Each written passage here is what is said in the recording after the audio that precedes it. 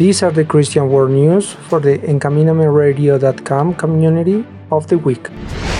A massive crowd gathered at State Farm Stadium in Arizona for Charlie Kirk's funeral.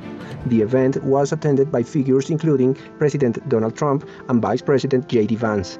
The service paid tribute to the assassinated activist and was marked by the powerful testimony of his widow, who publicly forgave her husband's killer. Charlie Kirk's passing is seen as a catalyst for a great spiritual revival among youth. His friend and pastor David Engelhardt cited John 12:24 to describe his death as fuel in the believer's tank, inspiring many to defend righteousness, continuing his work as a Christian apologist.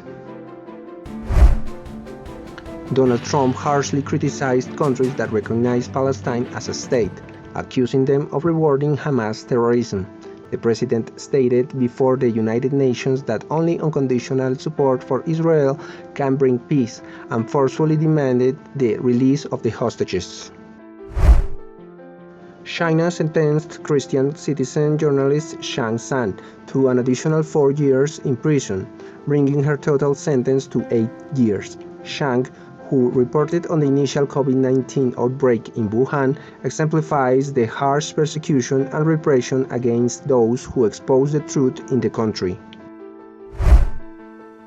More than 100 Christians have been brutally murdered in the Democratic Republic of Congo by Islamist militants, an attack confirmed in reports this week.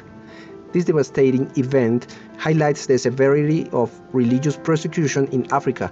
It is an urgent reminder to pray for persecuted believers.